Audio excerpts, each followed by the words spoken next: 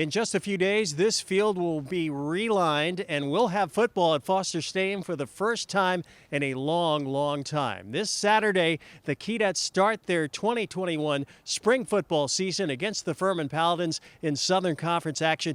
Needless to say, the team very excited to get the season underway. We're extremely excited, but we're trying to hold back until we actually step on the field Saturday. You know, when that ball is kicked off Saturday, I'll believe it. So we're just trying to stay focused on Furman, doing everything we can to prepare. And once that ball's kicked off Saturday, I'm sure a lot of excitement will be thrown through the veins of the cadet football players. We know there's been a lot of challenges over these last few weeks. The team has had to face in preparing for Saturday's game, the weather and some protocols, and the first game being postponed. And how has the team responded to all this?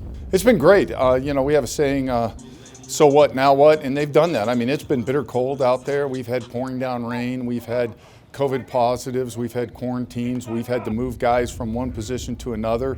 And we could have played last Saturday against the University of Tennessee, Chattanooga. And, walk-on center as a freshman, Cole Holtz would have got his first start ever. But we could have put a team out there that would have made the Cadet Nation proud. But our players have been resilient, which what do you expect from a VMI Cadet other than resiliency?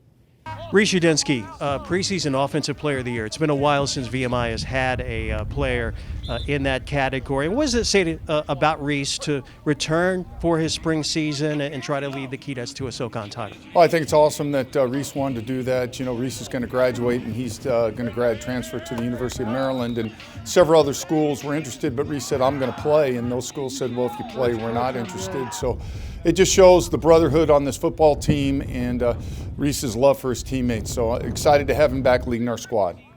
Who are some of the players you've seen over the last couple of weeks who have really stepped up and had some really good preseason practices and have developed not only this year but from the last game in 2019? Well, I think our offensive line continues to gel. I really like the way our defensive line has stepped up. Warren Dabney, Eric Weaver, Jordan Ward, and Jalen Haney really have stepped up, and they're going to have to against a tough Furman Paladin team. I like the way Stone Snyder and Connor Riddle have stepped up at linebacker. Offensively, Max Brimijan and, of course, Leroy Thomas, Jake Harris, and Michael Jackson have really stepped up at wide receiver and made a lot of big plays. Special teams, you've had to find some new kickers. How's that looking? Special teams is the biggest place you have to trade guys around when you're dealing with COVID outages, and Coach Chris Moore's done an excellent job. But been impressed with the way Jack Culberth's been punting the ball. Jerry Rice has really done a good job kicking the football, and Chris Moore's just done a great job with a host of players getting them ready to play special teams at a variety of positions.